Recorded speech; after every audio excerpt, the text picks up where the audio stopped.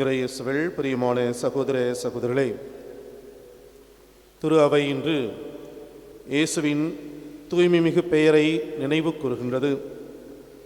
இந்த நற்செய்தியிலே திருமுழுக்கு யோவான் இயேசுவை பற்றி சான்று பகர்கின்ற பொழுது கடவுளின் செம்மறி என்று சொல்லுகின்றார். பழைய ஏற்பாட்டு சிந்தனையின்படி பார்க்கின்ற பொழுது எருசலேம் ஆலயத்திலே ஒவ்வொரு நாளும் ஆட்டுக்குட்டிகள் பலியாக ஒப்புக்கொடுக்கப்படும்.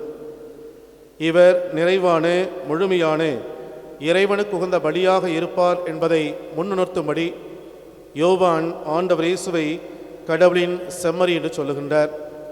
தன்னையே பலியாக ஒப்புக்கொடுப்பதன் வழியாக உலகத்தின் பாவங்களை அழித்து மக்களுக்கு கடவுளோடு இணைகின்ற, கடவுளின் நிலை பெறுகின்ற, தூயவர்களாக மாற்றுகின்ற பேற்றை பாக்கியத்தை கொடுப்பார் என்பதை திருமுழுக்கு யோவான் முன் அறிவிக்கின்றார்.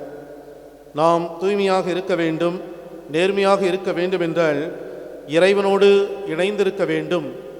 அப்படி இறைவனோடு இணைந்திருக்கின்ற பொழுது கண்டிப்பாக நாம் தீய காரியங்களில் ஈடுபட இயலாது என்பதை இன்றைய முதல் வாசகம் நமக்கு எடுத்துரைக்கின்றது.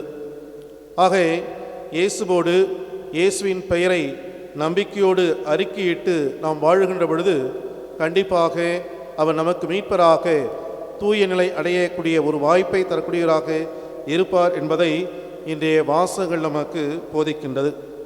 திருமுழுக்கு யோவான் திரும்ப சொல்கின்ற பொழுது யார் மீது தூய ஆவி இறங்கி வருகிறாரோ அவரே தூய ஆவியால் திருமுழுக்கு கொடுப்பார் என்பதையும் இயேசுவை பற்றி அறிவிக்கின்றார்.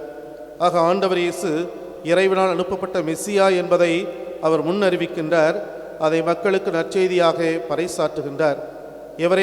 இவரை பற்றியே நான் போதித்தேன், இவரை பற்றியே நான் அறிவித்தேன், இதோ இவர் என்று அவர்களுக்கு அடையாளப்படுத்துகின்றார். இவரை பின்பற்றுங்கள் என்று இவருக்கு முன்னிடம் அளிப்பதை நாம் பார்க்கின்றோம். அன்புக்குரியவர்களே, நம்முடைய வாழ்க்கையிலே ஆண்டவர் இயேசு முன்னிடம் பெற வேண்டும். இந்த உலகப் போக்கிலான வாழ்க்கையை வெறுத்து தீய வழிமுறைகளை விட்டுவிட்டு இறைவனுக்கு உகந்தவர்களாக வாழ வேண்டும் என்றால் இறைவனோடு நாம் இணைந்திருக்க வேண்டும். இயேசுவின் பெயரை நம்பிக்கையோடு உச்சரிக்க வேண்டும். அப்படி உச்சரிக்கின்ற பொழுதெல்லாம் அவரே மீட்பர் என்பதை ஆழமாக நம்பிக்கை கொள்ள வேண்டும் என்பதை தான் இன்றைய விழா, இன்றைய வாசகம் நமக்கு போதிக்கின்றது.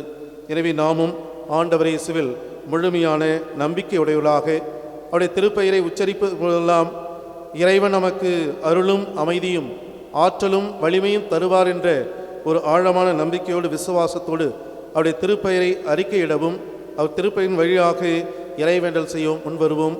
அப்பொழுது இறை ஆசீர் நமக்கு முழுமையாக கிடைக்கும். அதற்கான அருள் வேண்டி இந்த திருப்பலியை நாம் தொடர்ந்து ஜெபிப்போம்.